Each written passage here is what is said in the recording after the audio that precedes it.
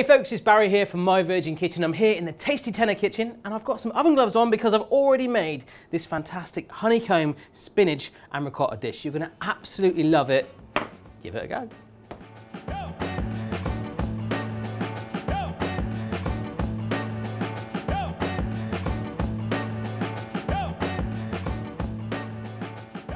So the first thing we're going to need is a frying pan which is on a low flame right now. So we're going to warm it up by getting some olive oil in there and first of all cook up our chopped up garlic. So I'll just get that right now, which I've already done. So make sure you've chopped that up and you're going to have smelly fingers. Be aware of that if you've got friends coming around. Warm it through just for about sort of 15 to 20 seconds. Starting to just slightly go darker in colour, really give off that flavour. So what we'll do straight away is follow up with our one onion that's been chopped up. Push that straight in there.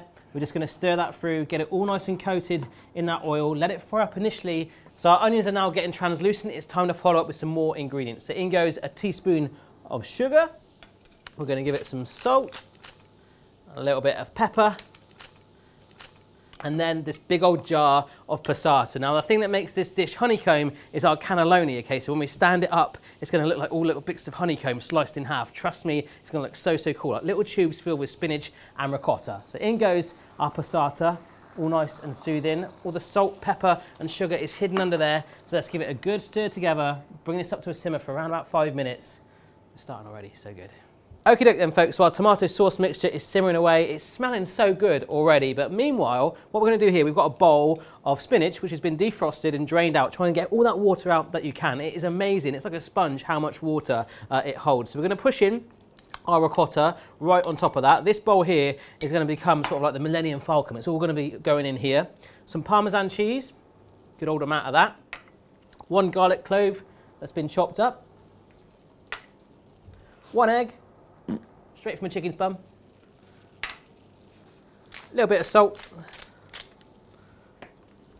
His mate, pepper. And a little sprinkling, about a teaspoon of nutmeg, okay? If you've got actual fresh nutmeg, grate it on there, it'll taste even better. And all I want to do then, just grab any old spoon, mix it all together to combine, and that will be our spinach and ricotta filling all done. So that's all mixed together, looking fantastic. Check out the website for the full ingredients and methods so you can have a go too.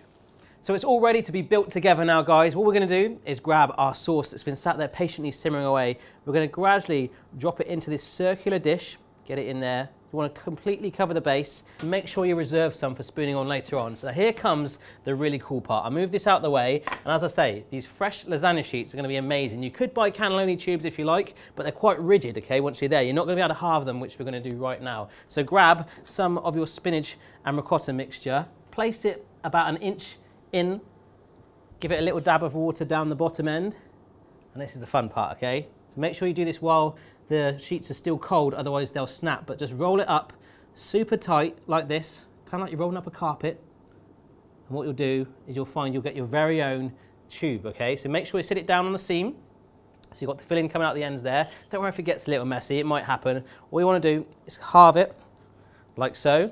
And all we do is push it straight into our hot sauce mixture, and that will help hold it together. So just repeat that step with your remaining pasta sheets until it's completely full and looking like honeycomb. So after an intense rolling session, I feel like a bumblebee hovering around some honeycomb. But this is amazing honeycomb, my friends. And remember, this is the first time I've ever done this. So if I can make it look like this, trust me, you can as well, and probably make it look even better. All we're gonna do is finish off with a little extra spoonful of our tomato sauce on top. So drizzle it on there. We're gonna bake it in the oven for 20 minutes. And after that, we've got a little cheesy session to come up. It's been 20 minutes, folks, and as you can see, the pasta is starting to char around the edges. It's smelling fantastic. So all I'm doing is getting some blobs of mozzarella and just stacking it just anywhere we want, all around our honeycomb layer. And remember, guys, if you give this recipe a go, send us a picture at The Tasty Tenner and at My Virgin Kitchen. We'd love to see your attempts at our recipes. It's so cool to see you guys like taking it on board and adding your tweaks. So continue adding your mozzarella all on top, and about 5 minutes extra in the oven just to melt that through, and it'll be looking gorgeous. While the mozzarella is on there melting away, don't forget to subscribe to The Tasty Tenner and My Virgin Kitchen if you haven't already for some more unintimidating, fantastic recipes. Shiver me timbers, guys. It's out the oven, very, very hot. Put that to one side. The mozzarella has sort of gone all brown and golden on the top. It is looking gorgeous, it's smelling gorgeous. It's just amazing. Serve it with some salad, garlic bread. You will love this. I'm loving it. See you next time.